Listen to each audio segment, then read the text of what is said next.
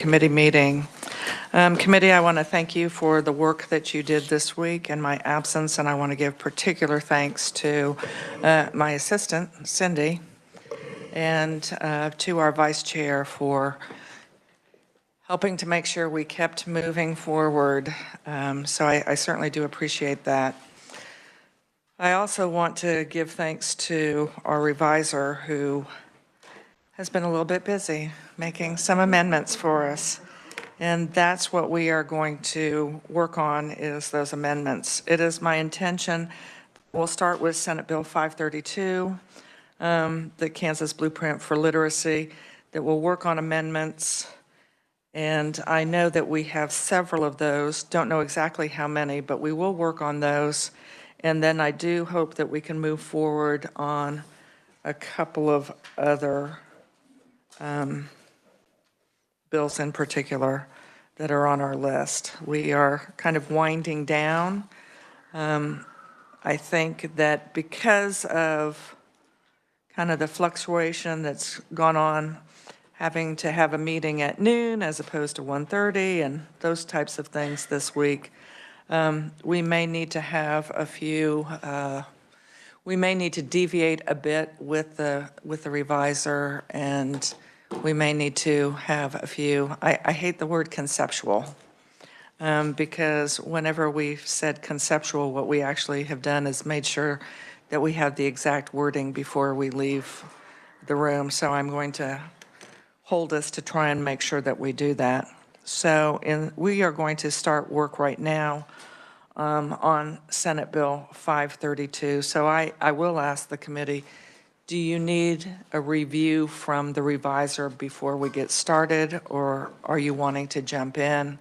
Do you have questions that you would like to have information clarified? Because we have a lot of the folks that testified earlier that are in this room. So I'll just start off by asking committee, do you want a review from the reviser? Do you have questions you want addressed before we get started in working on this? Senator Petty? You want a review? Okay.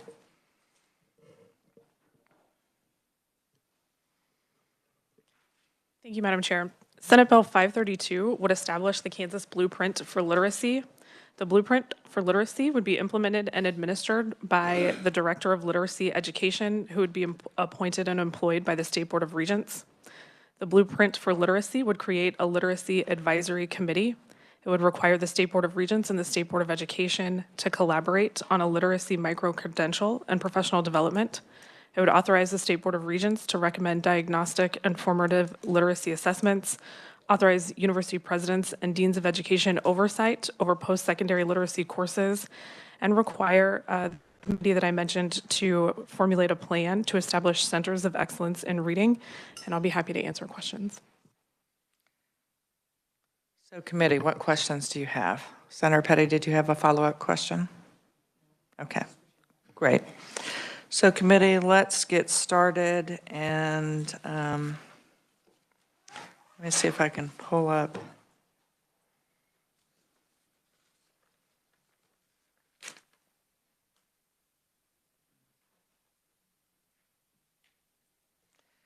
So let's get started with what we have as far as there were some requested balloons. And that would be from the request was made during the hearing by Dr. Lane. So if you could pull those out, let's go through those.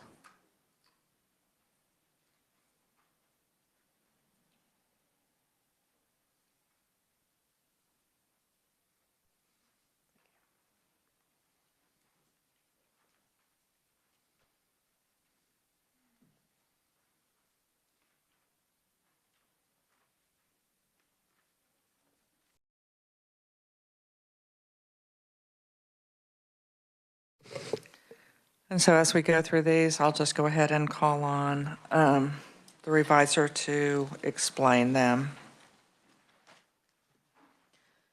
Thank you, Madam Chair. As the chair mentioned, these were the requests that were made by Dr. Lane in her testimony. The first one you can see on page 1 there, and just states that any part of the bill that requires an expenditure of money that shall be subject to any legislative appropriations therefore.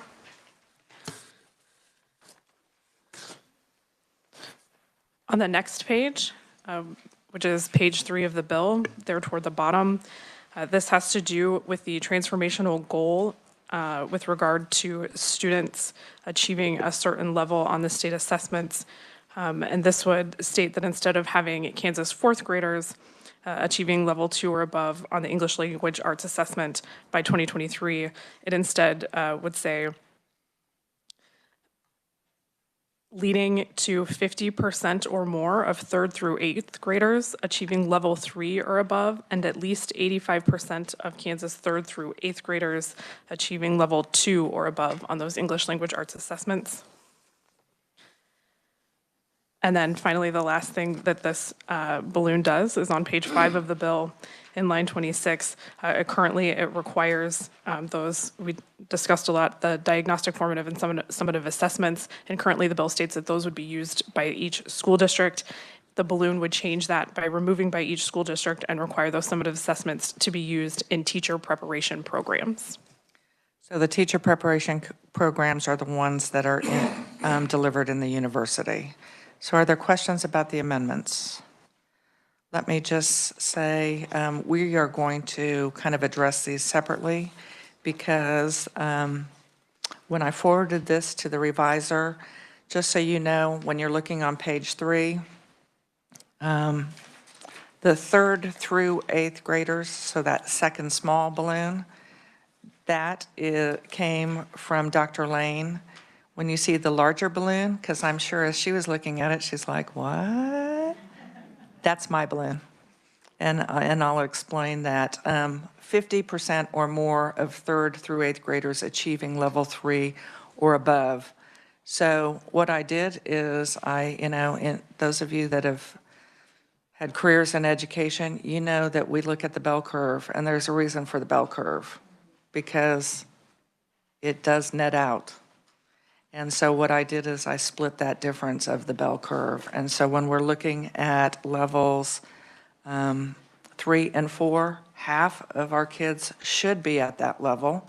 And when we're looking at levels 1 and 2, the other half should be in those levels. And so we're keeping, if you look at it, keeping that cumulative of 85% would be 2 or above. But to me, a true aspirational goal is that we stay true to the 50% or that bell curve, and that's where that would lie. Again, keeping that's the goal by 2030. Would love to see that even earlier. But let's start with what is the amendment on page 1, and that is simply giving, from the legislative standpoint, the provisions require the legislative appropriations. So do I have a motion to accept that balloon? Senator Petty, do I have a second? I have a second from Senator Sykes. Is there any discussion on that? All those in favor say aye. Aye. So let's move to the next balloon, and we're going to just keep with Dr. Lane's first. So that is that we're looking at not 4th graders, but we're looking at 3rd through 8th grade with regard to leading that 85% of Kansas 3rd through 8th graders achieving level 2 or above. So we're keeping that as that sum accumulative. Do I have a motion on that? I have a motion from Senator Blasey, a second from Senator Gossage. Is there any discussion on that? I'm sorry, Senator Blasey. Thank you, Madam Chair. Please refresh my memory. Today we have how many 4th graders, or students I should say, approximately at level 2, and then how many at level 3 or above, just for that refresher? Well, the 4th graders, that's the one thing that's pretty darn interesting. It's the weird, outlier. Yes, and before we move from this sheet, I'm going to circle back around to that. So you have that, don't you? And Madam Chair, while he's passing that out, yeah. I actually have a lot of school teachers and principals as my neighbors. And this last weekend, we were they're on spring break, and we were talking about state assessments, and they were asking me why the test is required to be administered, I believe, right after spring break. They feel like they're missing a whole fourth quarter or 9 weeks, and so they were just wondering. So I think that's set by the department, and the department doesn't need to answer that right now, but I'm just curious if they'll follow up with me on that since they're in the room, just why that timing is, and if there's any way we can push that back, because they believe our assessments would be a little higher if they had more time with their students before the assessment. And that's something that we have certainly heard and have talked about briefly in prior years. So when you look at level 1 and 2, so when we're looking at fourth graders, you can see that when you do the math, we're talking about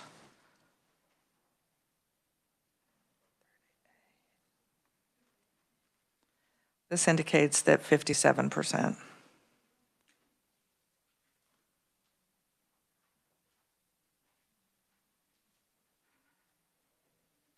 Okay, so I have a motion, I have a second. Is there any additional discussion?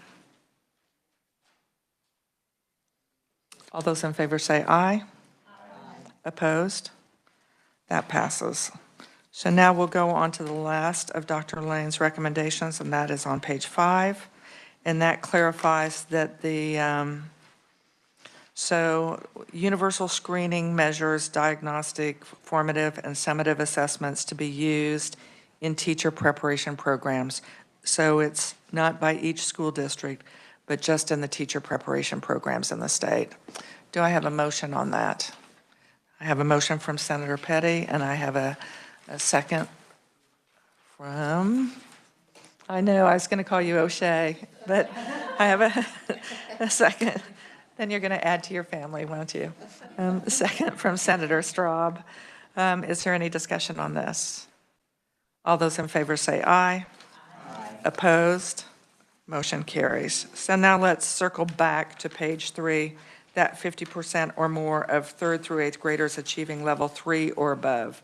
And so it's simply looking at those top 2 levels, 3 and 4, that the goal, that aspirational goal by 2030 would be that half of our students would be at that level. Do I have a motion for that? Senator Straub, do I have a second? Second from Senator Dietrich. Is there any discussion on this? Yes, Senator Straub. Thank you, Madam Chair. I'm just looking at the chart here. So level 3 and above for 8th grade, it seems to be that percentage of students reaching that level is lowest at 8th grade. Is that correct? That is correct. Right now we have 21%. Yeah, that's concerning. And that's why we're going for 50, because that's what I think with the measures put in place with this, that's what we're going to work toward. So, yes. Thank you, Madam Chair. To follow up on Senator Straub's question, so is the 50% or more of, is it each grade? So it would have to be 50% of third grade, 50% of fourth, and so on. It's not a cumulative 50% of third through eighth. No, we're looking that By grade. each grade. And Thank you. I have another amendment that kind of clarifies that reporting. We're going to see of each grade, and we're going to see of the breakdown of the different groups that are identified even here. Thank you, Madam Chair. Yes. Any additional questions? All those in favor say aye. Aye. Opposed? That motion carries. So now let's move on to let's go to the COMA and CORA.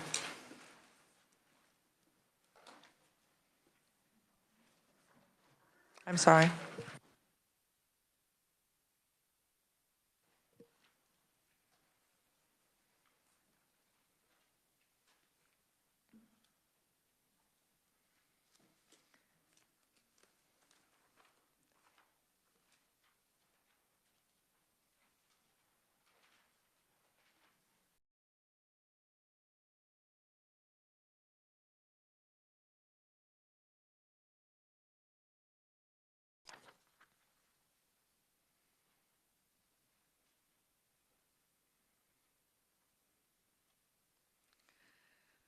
So committee, the amendments, the balloons are on the back on page 4. And so one of the things we'll start at the top. So wanting that accountability, the report to the legislature is going to be the progress of each grade level and all defined subgroups. We measure subgroups, and so I felt that those needed to be included. And so that's going to be including but not limited to the ELLs, students receiving free meals, students in the custody of the Secretary for Children and Families, so DCF, as well as the race and ethnicity groups. And originally, it indicated that the report, that information would be shared from this committee once a year. But I'm asking that we expand it and that it's more frequently. So once a year on or before February 1st, so the start of the session, so that we can start to determine if something is needed from a legislative standpoint, so definitely before turnaround. Once on or before May 1st, so before we are gone following the veto session, and then once on or before December 1st, so anytime that there's an education interim, that information would be shared. And so again, it is that that executive director would be coming and sharing changes in timeline, new information about assessments from, the initial one could include how many incoming kindergarten and first graders have been screened and are receiving interventive services, how many, what's happening with regard to the timeline even for the development of those additional service centers and things like that. But the best way for us as a legislature to determine whether we're on track, whether there is a need for legislative change, but certainly with what was addressed in the prior amendment with regard to the legislature has to decide what they're going to fund. And so part of that would include putting in provisos that this money either will be clawed back or this money would be added based on what's presented. So it's simply to have more frequent reporting. And that keeps the members that are on that advisory committee, keeps them on task, keeps the regents, school districts, State Board of Education. You can't collaborate if you're not communicating, and the legislature can't be a part of that if they're not communicated to. So that's the reason for the first balloon. The second balloon is simply making it abundantly clear that the Open Records Acts as well as the Open Meetings Acts will be followed. There will be published meeting agendas, and any available meeting documents will be online prior to the scheduled meetings. So as legislators, school superintendents, any folks, parents that are tracking what is happening with regard to this literacy initiative, they'll be able to see exactly what's happening with that committee. Are there questions about the amendments? Senator Sykes. Thank you, Madam Chair. Just a clarification. When I read the balloon amendment, I was thinking the state assessment that's offered once a year, but you're talking about more of establishing kind of the goals and talking about creating that assessment. This is not necessarily the assessments that they take right after spring break, is that? Well, it will include the student assessment, the state assessment progress by each grade, and anything that's being done by the committee to address that, any changes that are happening in the universities to help address that, what's happening in the service centers to help address either in preparation of or state assessments. And I'm glad you asked that question because the other thing that I had noted, all of us looked at, well, there is this ongoing bump where we're at 60-some%, then it leaps up to in the 80% and then drops right down and continues a decline from third grade, bumps up fourth grade, declines going on to eighth grade. And we saw that in 2019, and it showed up, guess what, almost a parallel in 2023. That means one of two things. Either third grade and fifth through eighth, there's a problem with those tests, but what do I suspect? Something is a little widgy with the fourth grade assessment. So the fact that we haven't circled back around to address why is there that spike and then a continued decline from there, that would be something that they would give an update on. Yes, Senator Straub. Thank you, Madam Chair. You just spurred something in my memory. Do they do science assessments in fourth grade? Or which grade is that? That there's some years that they do science assessments and there's some years that they don't. Is it maybe just We're phoning a friend and being we're coming tired right of in. testing? Science assessments are in 5th, 8th, and 11th grade. So there was some sense that perhaps they were starting, scores were starting to drop in sixth grade because that's when that transition in most district goes from elementary to middle school. Much of the learning in middle school is reading specific, but it doesn't address why it was at that level in third grade and then fifth grade. So, you know, the other thing is exactly what Senator Blasey brought up with regard to why are the assessments essentially in the third quarter. It's been reported to me that it's given them that full fall semester, start of the spring semester, and kids go away, are refreshed from spring break. As soon as they get back, start up with that testing. I know at the high school level, after spring break, it's difficult for much learning or much attention to occur. Not saying that happens in all school districts. I certainly did experience it at mine. But I think that is something that, again, when we're talking about state assessments, we heard that. That thought was just spoken out loud, wasn't it? But that would be something that certainly could be addressed when they're touching base with the legislature as far as looking at, is there a different time to administer? So I'm glad that you brought that up. Committee, do I have a motion to accept these two? Oh, Senator Petty. I had a question. Yep. So looking at that first box on page 4 and noticing the dates, so I'm trying to, so it would seem to me that there would not be much difference between what was coming on and before December the 1st. And I have a follow-up on that, because it says, to any interim special or select committee, task force, or commission that has membership that includes legislators is related to education. So basically, is it legislators first, or is it education and legislators? Because of course we know we have a multitude of interims that have legislators on them. They aren't all connected to education, and sometimes there are none. It does say that is related to education. I know. So if there isn't an interim that's related to education, is there actually a report?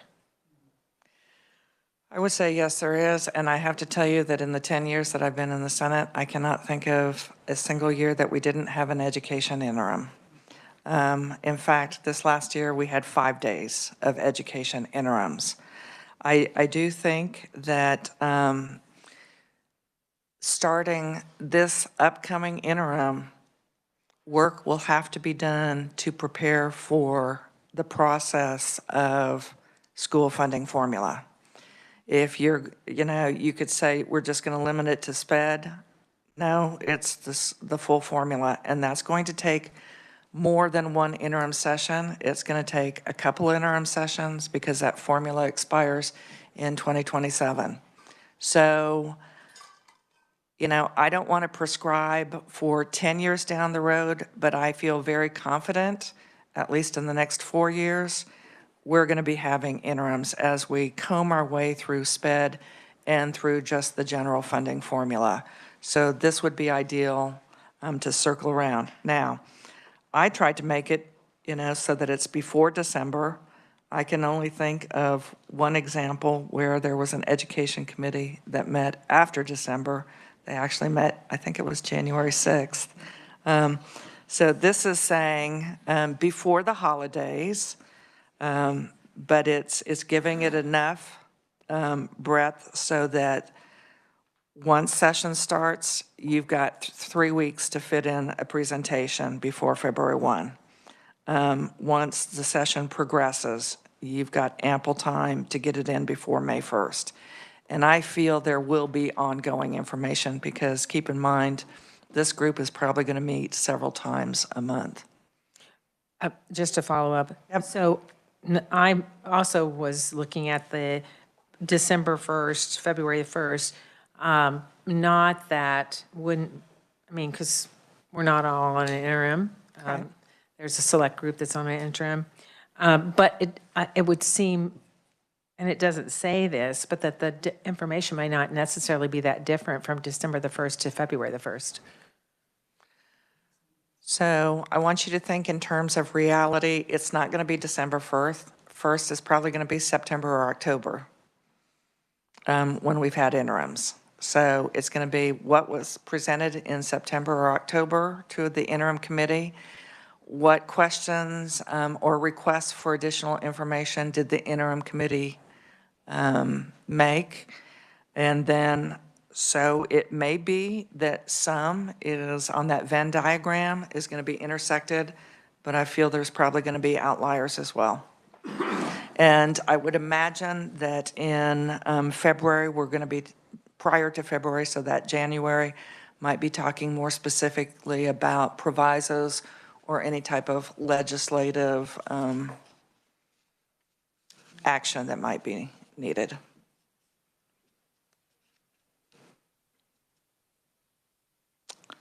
Any other questions? Did I have a motion? I don't have a motion. Do I have a motion for these balloons? I have a motion from Senator Gossage. Do I have a second? A second from Senator Straub. All those in favor say aye. Aye. Opposed?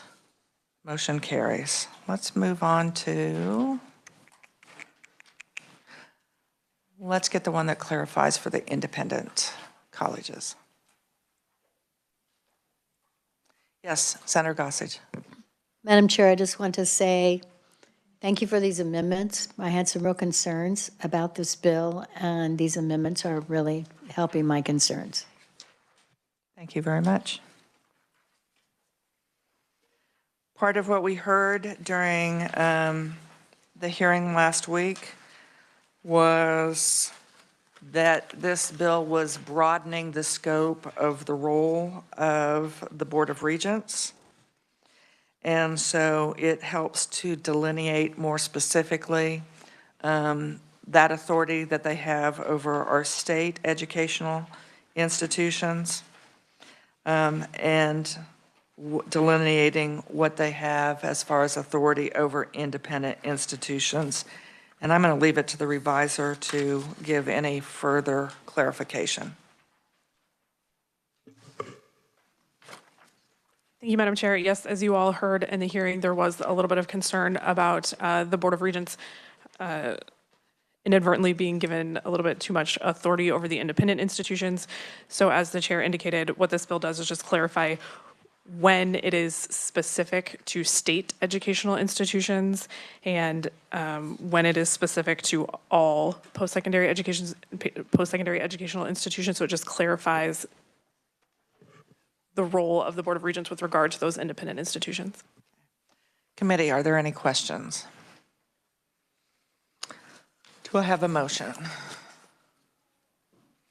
I have a motion from Senator Gossage. A second from Senator Dietrich. Is there any additional discussion? All those in favor say aye. Opposed? Motion carries. Let's pull out the 3Qing.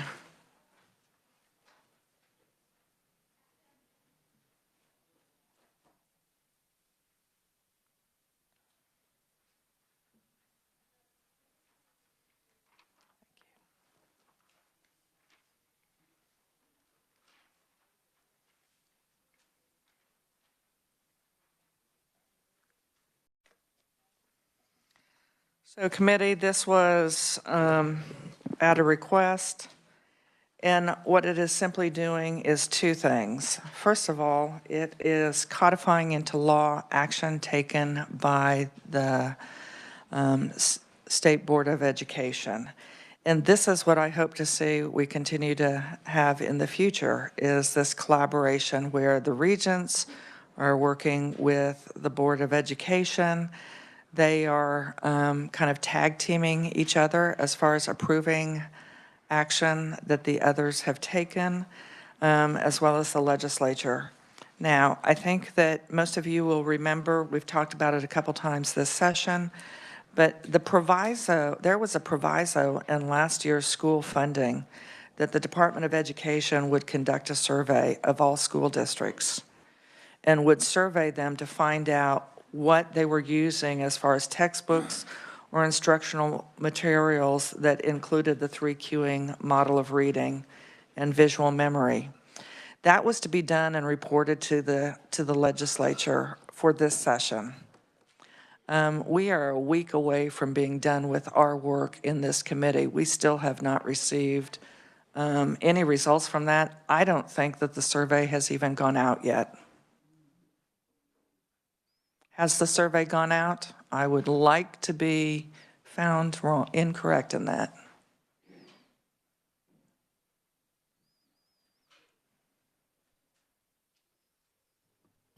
Madam Chair, the survey has not gone out. It's about finished. It's supposed to be going out in the next week or so. Okay. So maybe before the end of March, it will go out, but it's doubtful that maybe we'll have something by end of regular session, which is August 6th. And that will be too late for us to do anything other than what you see in a balloon amendment. Quite frankly, I'm not happy that it says on or before July 1st, 2025. I think it easily should be July 1st, 2024. But because of where we are in the school year,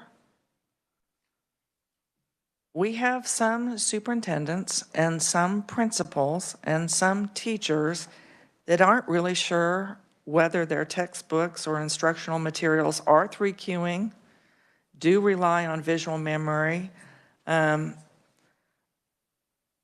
as the basis for teaching word recognition. We have no idea. They haven't been surveyed. We don't have results back. So would I love to have it say July 1st, 2024? Yes. But schools are in the midst of making decisions right now on textbooks and instructional materials. To make things even worse, and I mean this, to make things even worse, most districts abide by the 7-year rotation. They do not replace until 7 years have passed. So if they purchased, and I do know of some school districts that just this last year purchased materials that are believed to be on the no-buy zone, they just purchased those this last year. They don't have the built-up funds to purchase new materials. But this is an example of where we as a legislature have really very limited power, and the purse strings are the power. Do I want to pull money from school districts? No, not if they just bought materials. But there has to be accountability at some level. So that is why we have this balloon amendment, to make it abundantly clear, if you didn't pay attention to what happened at the State Board of Education meeting, then pay attention to the legislature. because I have a feeling next year, we're going to be looking at a proviso and the funding for new textbooks to replace those that were just purchased within the last year that are 3Qing or visual memory, someone's going to pay for it, and it's not going to be the taxpayers that are paying for it again. It's going to have to come out of someone's funds. So that's why we have this balloon amendment. Do I have a motion on this? Okay, we have a question first. Senator Straub. Thank you, Madam Chair. So this wouldn't prohibit them from using any of this type of instructional material at all. It just says that they shall not use it as their primary basis, correct? So if they had one child in particular that had mastered, say, their phonics, but was still having problems with reading words as a whole, can they still supplement with this type of instructional material?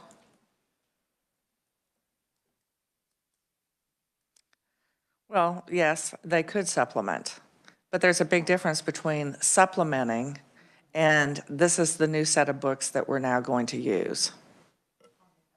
Okay, I have a motion and a second from Senators Gossage.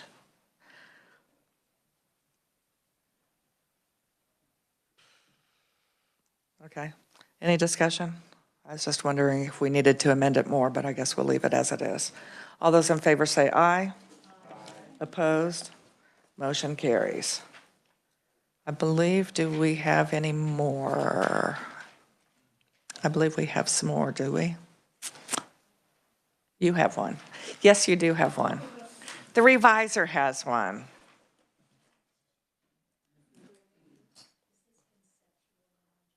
No. No, this is very literal.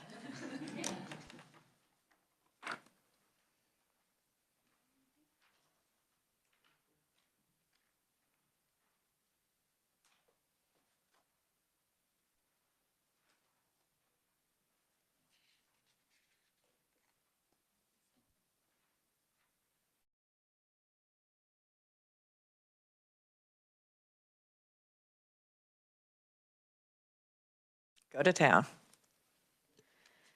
Thank you, Madam Chair. This is a technical balloon, because it's always fun when something gets printed and then you see all the things you should have done. So this just clarifies and corrects a couple of things that got left out. First, you can see on page 3, when talking about the makeup of the board, it does say voting members shall serve a term of 4 years. However, the Director of Literacy Education is a voting member, so this would exclude them because they are a part of the committee, because they are the Director of Literacy Education, they would not be serving a term of 4 years, so it just clarifies that. On the next page there at the bottom, I inverted the phrase. It should be in the Kansas Blueprint for Literacy, not the Blueprint for Kansas Literacy. Corrects that. On page 5, there is a reference to just the state board. However, this bill uses the term State Board of Education and State Board of Regents, and since they're both referred, I wanted to clarify which state board we were talking about there. It is the same correction on page 6. And then the final correction on page 7, it's kind of hard to see. There are 2 places where the bill referred to the Kansas Literacy Advisory Committee. That is not the name of the committee. It is just Literacy Advisory Committee, so it strikes Kansas, and that is all the technical amendments that I would like. Thank you. Oh, sorry. Thank you, Senator Petty. Yes, on page 2, it also clarifies the Director of Literacy Education, since this is the first mention of them that would be in the act. It's clarifying that that is the person who is appointed pursuant to Section 3. Any discussion or questions? Do I have a motion to pass these amendments out favorably? Yes, from Senator Straub. Do I have a second? Second from Senator Dietrich. All those in favor say aye. Aye. Opposed? That carries. Are there any other amendments to the bill? Senator Petty.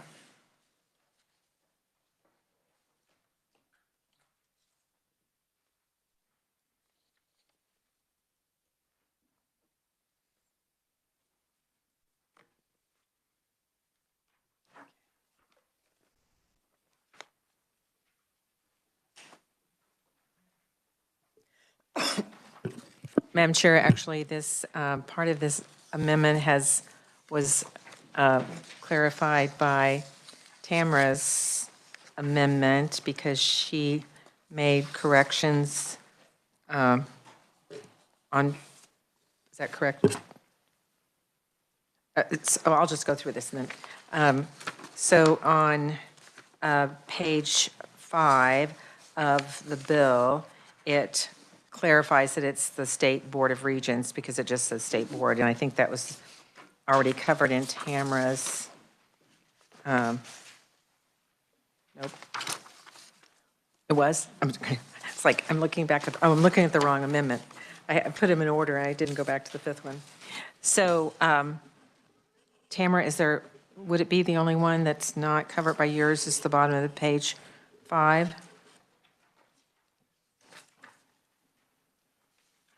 Please. So on page 5, there are a couple of things that this does. Essentially, what this balloon does is it removes a lot of references to school districts if the direction to school districts is coming from an entity other than the State Board of Education.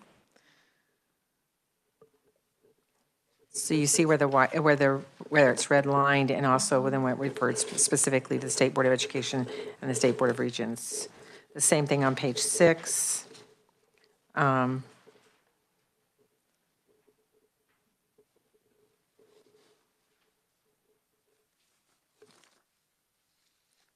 And also in the opening in the summation of the act, because that comprehensive assessment system was not for school districts.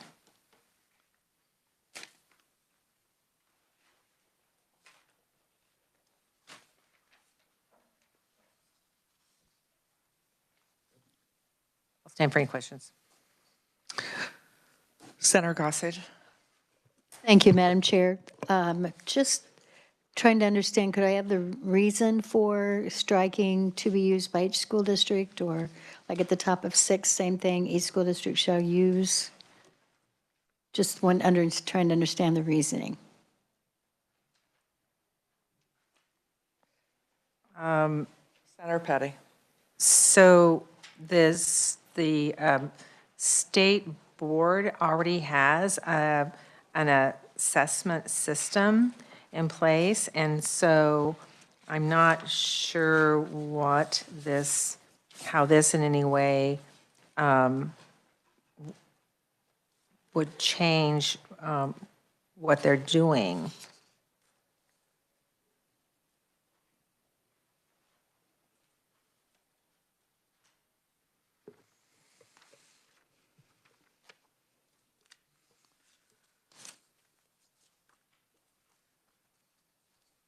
Dr. Lane, have you had an opportunity to look at the amendment that is on page 6, where it strikes lines 2 and 3? Yes, ma'am, and I think that's fine. It provides clarity that the assessments that are recommended, the comprehensive assessments, are under the state board's purview. So it strikes that and provides clarity for that. So I think it's fine.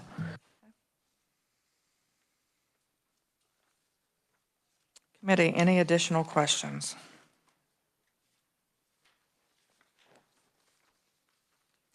Seeing none, did you want to move your I'll amendment? move my amendment. Do we have a second? Second from Senator Sykes. All those in favor say aye. Aye. Opposed? Those amendments carry. Committee, I'm sorry? Yes. Thank you, Madam Chair. On this amendment that was just adopted, there is a change on page 5 in line 26. And there is also an amendment that was already adopted by the committee on page 5 in line 26 in the recommendations from the Board of Regents. And so I just need to know which one the committee would prefer. And the one you just adopted, those diagnostic, formative, and summative assessments, it strikes to be used by each school district in the state in the amendment that you previously adopted, it's to be used in teacher preparation programs. So, we have not voted yet, have we? Or we have? Did we just vote? Okay. So, clarify again. We're looking on page 5, is it?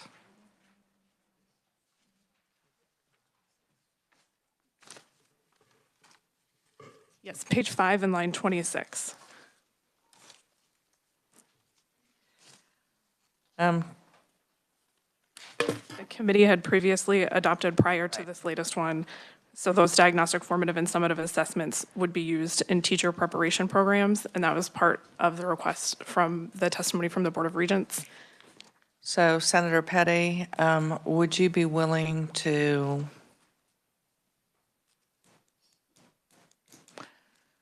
we had a unanimous, we didn't have any opposition, so would you be willing to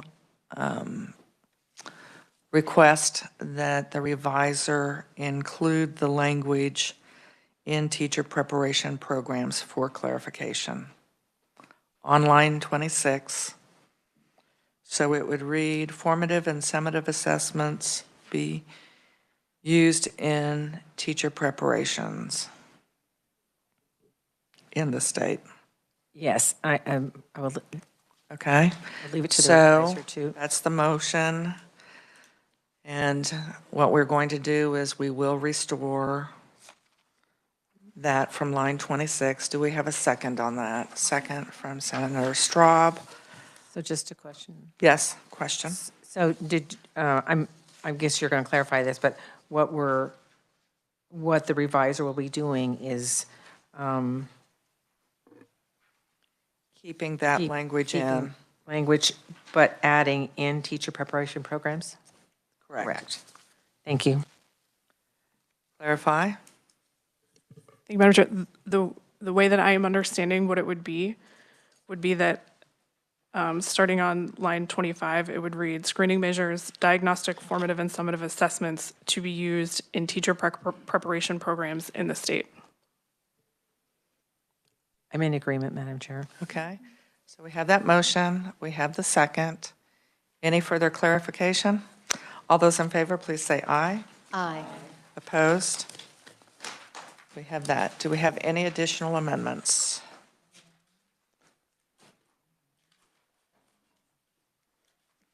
Okay, so committee, do I have a motion to pass out Senate Bill 532 as amended? Senator Sykes. I will make a motion that we move Senate Bill 532 as amended out. And a second from Senator Dietrich. Is there any discussion? All those in favor, please say aye. Aye. Opposed? That carries, and Senate Bill 532 is passed out of committee.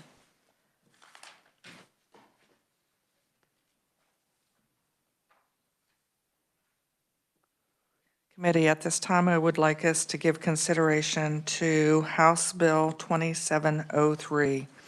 That was the bill that you heard, including placement in foster care as a criteria for students. Do you need a review on House Bill 2703? Please. Okay, thank you. Thank you, Madam Chair. So currently, the law provides the list of eligibility criteria for students to receive at-risk programs and services. On the bill, you can see those listed there in lines 18 through 32. What this bill would do would add to that list students in foster care, so they would be eligible to receive at-risk programs and services. Committee, are there any questions on that? One thing that I would include is in going back and looking back at the original language that was passed several years ago with regard to at-risk funding. Part of the obligation in that was that reports would be provided to the legislature as far as longitudinal progress of any kids that were recurringly in consider that category as far as at risk, and that their progress with regard to state assessments, ACT scores, graduation rates, all of those things, there's a nice little paragraph that says that that information would be provided to the legislature and would be reported out. When I revisited that late the other night, it occurred to me I couldn't think of a time other than what we've received in legislative post-audit from 2019 and from this year. I cannot think of a time that the legislature has received any of that information from the Department of Education. And if it's being presented to the State Board of Education, I think that it would be helpful if we saw those reports and that those were forwarded to the legislature. If in fact that data hasn't been collected and hasn't been shared with the Board of Education from the school districts in any type of reporting mechanism, I think it would be appropriate within the next week that we receive notification from the Department of Education and from the chairman of the Board of Education as to when that information might be forthcoming, when any type of reporting document might be prepared, because the fact of the matter is, if we're going to move away and have at-risk funding be used appropriately, which is services above and beyond what they receive in a classroom, because every child in our public schools is expected to have a classroom teacher, every child. But at-risk funding is to be services rendered that are above and beyond. So I think it's only appropriate that we really start to hold to task how the funding is being used, and from a longitudinal standpoint, what is happening with those kids? How are they being identified? And here's the interesting rub, and one of the reasons that, the question was asked, I think during the hearing, so why do we need this? We have heard repeatedly, at least in the Child Welfare Oversight Committee, that kids that are foster kids, new foster kids, moved into a new home and a new school district, that it might be some period of time before the school district even recognizes them as a foster child. So we're not measuring longitudinally how they're doing. The only thing I could find that remotely addressed this was the pilot program that the JAG-K program has had in Wichita with regard to foster kids, kids in need of care. We receive longitudinal reports from JAG-K each year when they come and present, but that's just one component of potentially how at-risk funding is being used. So, so do I have a motion? Senator Petty? I actually have a question. Yep. So what you're talking about is certainly, you're referring to it being in legislation and something that we would have talked about. It has not been talked about directly this year, but in the past. And so that, I'm not going to say it substantially changes this bill, but it does make a big difference to what actually this bill is right now. The other thing is, I do recall, I think I'm thinking about the same thing, about when it came to talking about reporting specific categories of at-risk children, that at times you might be talking about a small enough number that's identifiable, and that could make it difficult, that could make it, We understand. okay, so, and Identifiable. yeah, and that it's there's a good reason to not break them out if you're talking about just the category of at-risk, but not into the specific areas. The other thing, you're using JAG, which works with older children. It's not younger children. I'll just use myself as an example. When I was teaching first grade, I had a student who was I've had children who were foster children that I did not know they were foster children. Doesn't come as a piece of information often to the classroom teacher, because you want them to feel comfortable and not set them apart. So I'm just using that as an example. Maybe things have changed. Maybe that does come to the classroom teacher today. It didn't when I was teaching. Thank you. No, we pretty much know that it's not really getting that information isn't getting to the teacher. So there is a risk by adding this, because there's likewise a responsibility that additional services will be provided, and that the tracking of that would be included. So do I have a motion on House Bill 2703? Okay, I have a motion from Senator Dietrich. Madam Chair, I would move that we pass out House Bill number 2703 favorably for passage. Second from Senator Gossage. Any discussion? Senator Blasey. Madam Chair, certainly your prerogative, but would you like this bill to have a effective date change to go to conference, or would you like to go through to the governor's desk upon passage of the Senate? I personally would like to see it move forward, get passed, so that that would be something that could be discussed in the State Board of Education meetings to get school districts prepared for that. So we have a motion and a second. All those in favor say aye. Aye. Opposed? Senate Bill or House Bill 2703 passes out favorably. Committee, we are adjourned. We will see you all on Monday. There's that too.